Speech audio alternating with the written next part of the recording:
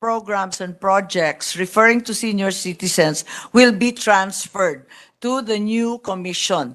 A complete transfer of the Registry of Senior Citizen Associations, Senior Social Pensions, Centenarians Act, assistance to the aged, supervision and management of the residential care facilities, the different havens in the different regions, puto sa bagong komisyon. Bago tayo magpatuloy, huwag kalimutang mag-subscribe sa aking channel.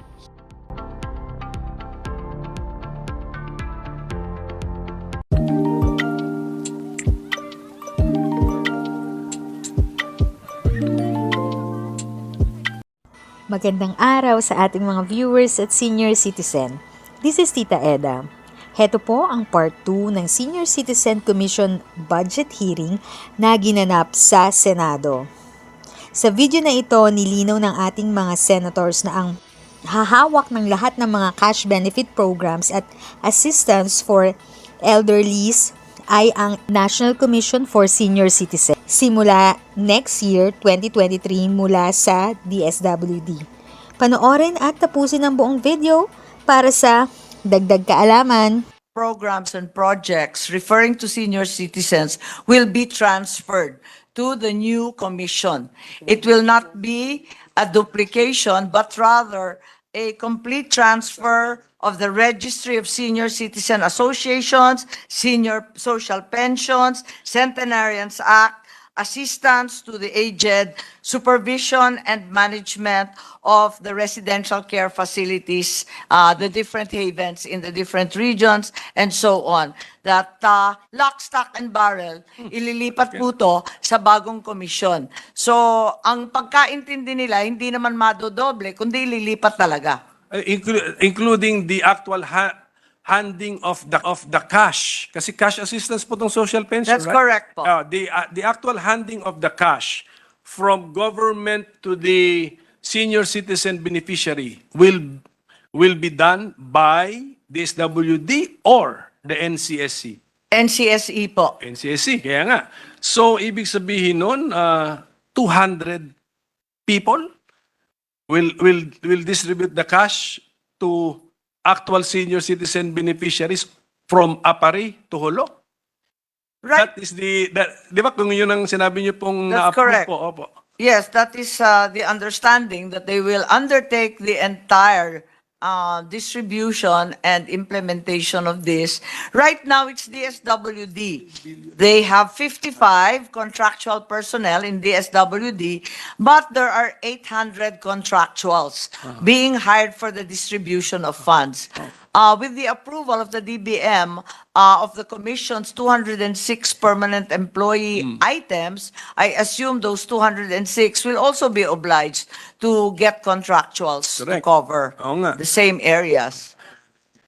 Kaya nga, so may contractuals to help the regular employees of the commission. Just as now, the DSWD will retain the contractuals they're hiring to distribute some programs less the senior citizen social pension. The understanding is both the 55 DSWD personnel as well as the 800 contractuals will, to some degree or another, be absorbed by the commission. They will not remain with DSWD any longer. Because are these people currently with the DSWD so specialized that they just distribute senior citizen pension? Yes, it's a large undertaking, and as a result, these are the 57 personnel of DSWD, and as I said earlier, the 800 contractuals.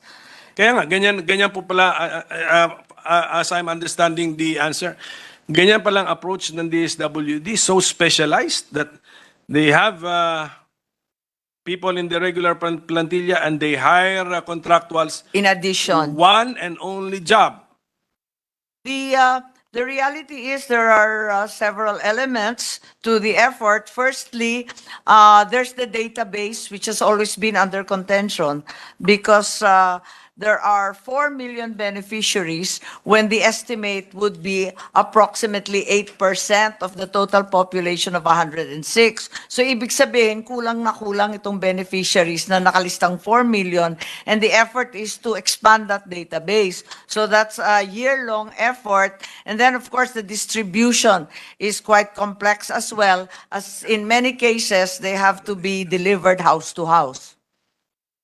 Yun na nga po, ang if we let go of the 800 from the DSWD will still hire some contractuals to perform some of their other functions which could have been performed by the contractuals to be hired by the National Senior Citizen Commission. I hope Her Honor sees my point. Parang magkano kaya yon yung PS nito at saka MOOE nitong mga to? 200 plantilla, let's assume na they will all be hired, and then 800 contractuals to execute or implement the How much is your pay? social pension. Di pala ito, ano? Right now, it's only 6. It's a reason in that position. Which is how many? Right now, there are a mere 42 positions that have been filled up, and the cost for that is about 56 million pesos. Naturally, that will multiply by 5 at the point that it becomes 206 employees, dadagdagan pa nung 800, malaki-laki siya. Yung bayad kasi sa 800 sa MOOE na kukunin niya. Manggagaling sa MOE. Hindi po biro na halaga yun. Okay. Ngayon po, ito po yung mga functions po ng ating commission, no? Which has the potential to be a very important commission because of this. May I know first of all how old is the commission now? As of today, how old Well, is this? I think 2019. It's bare- 3 years old. Barely 3 years But old. if we note, I think the very first appointments occurred in 2020, and most of the appointments actually occurred in 2021. Medyo natagalan talaga ang composition nito. Does the commission observe collegiality? I mean, They're all nodding, sir. okay, so we cannot be just if we find some deficiency or non-performance, we just cannot blame the chairperson. We blame the entire commission. Ganun Yes, po yun. that would appear to be the case, although they have one vacancy. The reality is they do make decisions together. Kasi the initial information which got to me is ni quorum wala sila, but they have quorum, so they cannot use lack of quorum as the reason. They have quorum. Yes, I believe that they have quorum starting 2022 January, kasi dumami na sila, naging 7 na. Ngunit yung isa nga napunta sa DepEd, ganun pa man, may quorum sila mula noong January. Okay, yes. Ito po yung mga functions nila under the law. Sukatin natin kasi ayaw natin itong parang hindi kasi ako naka-attend dun sa subcommittee hearing po natin. Hindi ko na itanong, unlike yung naitanong dun sa OMB. Ayaw mo ko kung nandito kayo, no? Yung mga achievements nila. No, ito po ang kanilang functions kasi. Ensure the full implementation of laws, policies, programs of the government pertaining to senior citizens. Review and conduct studies on the same and recommend appropriate actions thereon to Congress and the President. Number 2, formulate policies for the promotion and protection of the rights and well-being of senior citizens. Number 3, conduct information, education, and communication campaigns to raise awareness on the rights of senior citizens. Yes. Number 4, establish and maintain cooperation and consultations with local government units and national government agencies on all matters pertaining to the general welfare of senior citizens. Number 5, represent the Philippines in international functions, fora, conferences on senior citizens, and establish and maintain linkages with the international senior citizen or senior citizen serving institutions or organizations and counterpart government agencies of other states.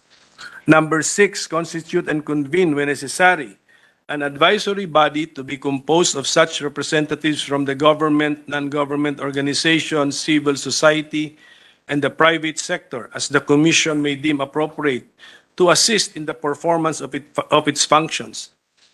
Develop appropriate mechanisms and procedures for the selection and nomination of the members of the Commission for appointment by the President, and perform such other actions and functions for the promotion of the welfare of senior citizens as may be directed by the President. 8, I have enumerated 8 policies which we got from the law. That's correct. So ano na po? Ano na po ang achievements po ng komisyon na ito dito po sa mga functions po na ating pong nabasa? The commission has reported out their efforts to engage the senior citizens in nation building. And they do this specifically by meeting with local government units for the establishment of satellite offices within the LGU jurisdiction. So they're constantly having meetings with the LGUs. They also have conducted workshops to set forth plans of action regarding the transfer from DSWD to themselves. So, CO naman to. They want to build infrastructure, satellite offices. No, I think they're just urging the local government to put a corner space dedicated to the senior citizens.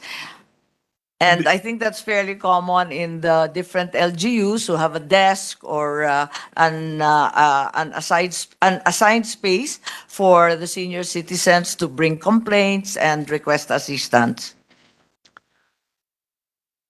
And to be manned by who? Their plantilla or job order din sila? Charged to the budget of the commission or charged to the local government? I think right now what is really occurring is that it's the FSCA or the OSCA, the local senior citizens organization. But once they kick in with the 206 plus the contractuals, I assume that the commission itself will be sending its own people in addition to the local organizations.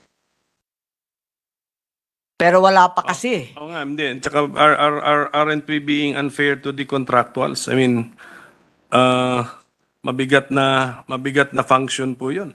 To be the permanent face of the commission in the locality. Ganun po yung ang pakiramdam ko na balak nilang gawin kung yun yung sagot nyo po sa satellite office lang po. Yes, I believe the idea is to have the contractual or the commission employee present to represent the commission, but at the same time, the bulk of the work will necessarily be done also in cooperation with the locally elected senior citizens organization presidents, yung mga OSCA at FSCA.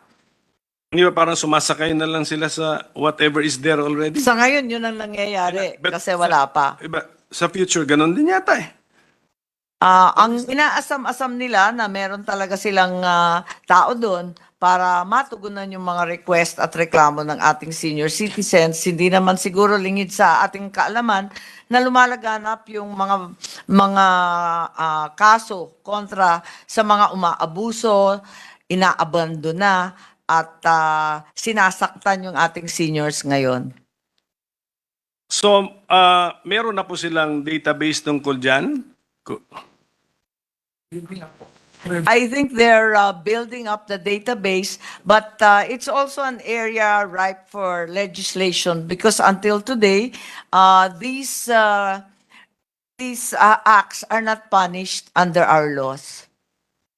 Yes, pero just to have database on the situation of our senior citizens. So wala Yes. wala po silang hawak na I think they've made every effort to gather data and at the same time try to advocate for laws for more strict and stringent definitions and punishments.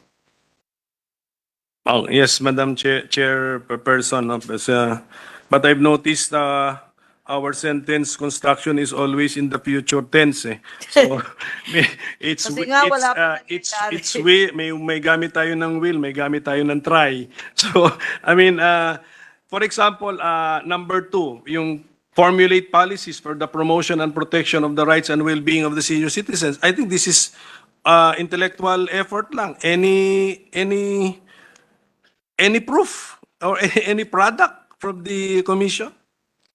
I think they have advocated, at least to the party list representatives of the senior citizens organizations in Congress, for the protection of the rights of the senior citizens. For example, the oversight for the 20% discounts that are sometimes not provided to our senior citizens for medical and other supplies. I will read into the record the speech of the senior citizen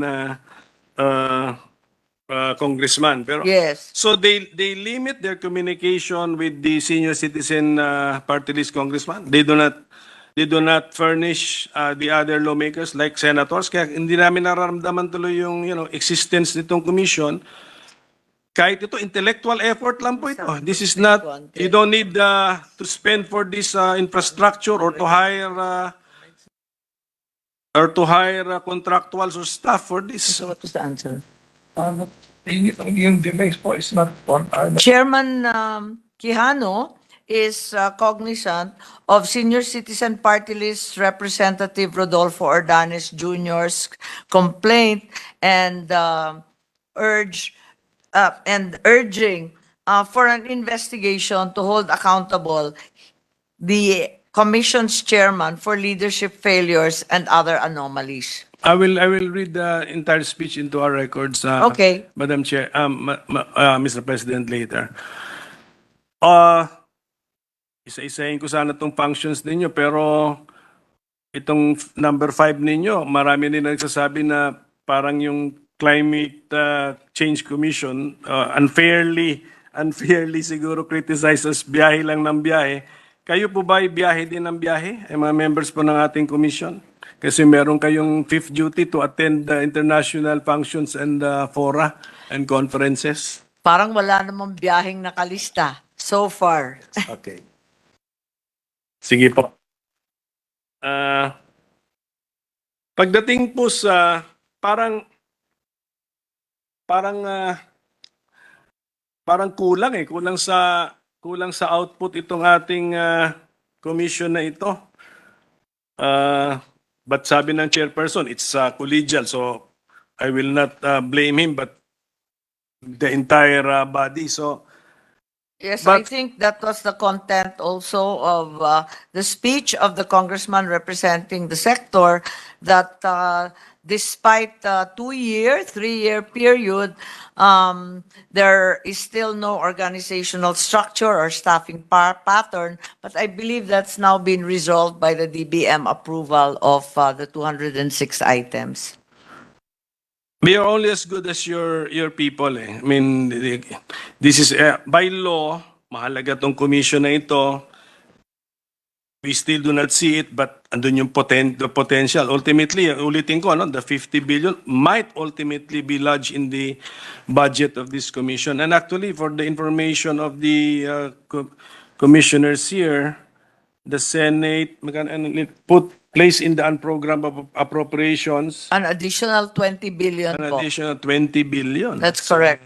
So 20 billion, if this should Plus 30. if this should end up to be funded, plus the 5 billion by the House. That's correct.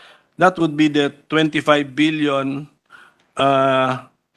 increase to answer for the increase in the new law on the social pension of the indigent senior citizens.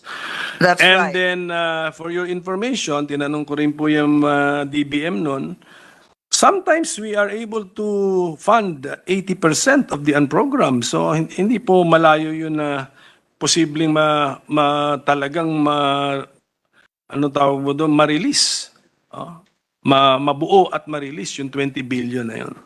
Yes, Kasi ngayon yata, Madam Chair, ngayong taon if you judge it from the 2022 unprogrammed appropriations, as of this date, 80% na ang funded nila. Funded. To date, 80% is funded, and in fact, only 204,000 plus beneficiaries are still waitlisted. So, malit na lang yung kulang na i-cover. Yun nga lang, madodoble kasi 1,000 yung sinasabi natin, hindi 500. Malaking ang halaga, mga 50 billion, 52 billion ang total. Yes, but minus 25B na nandiyan na, di ba? Nariyan na, plus Nariyan na. yung unprogrammed. Yes. So 25 plus 5, naging 30 yung program, 20 yung unprogrammed. Ang problema lang namin kasi sa unprogrammed, kinuha naman yun sa foreign assisted projects. Kasi ganun yung pagkakuha natin But the foreign assisted projects are mostly DOTR That's correct. infra projects, which most likely will come from directed loans, di ba? Parang loan proceeds for a DOTR project. I do not know how we can realign or redivert the loan proceeds for a transportation infra project to social pension of our indigent senior That's citizens. prohibited po by the DBM and the DOF. And in fact, the unprogrammed 20 billion for the social stipend will derive from excess income, if we have any.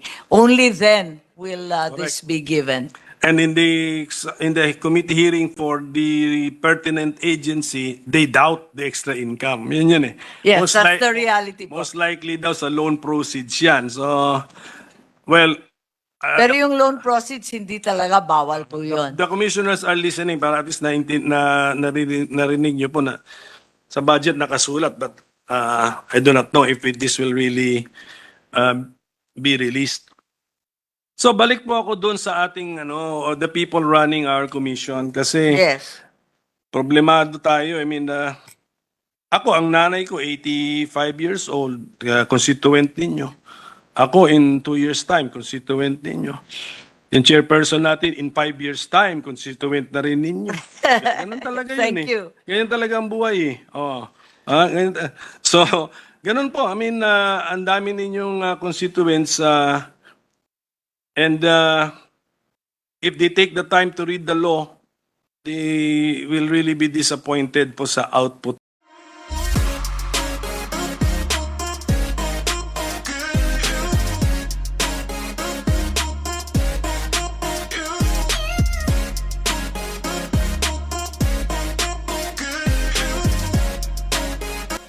If sa tingin mo, natulungan ka ng video ko na ito, nakasave ka sa oras mo, you can click yung thanks button at any amount ay malaking help sa pag-grow ng channel ko. Yan lang po muna ang aking update. Sana ay nakatulong na dagdag kaalaman ang aking shinare today. Ang goal ng aking channel ay mag-create ng awareness. Kung ganitong mga topic ang gusto mo, panoorin mo ang mga videos ko na ito.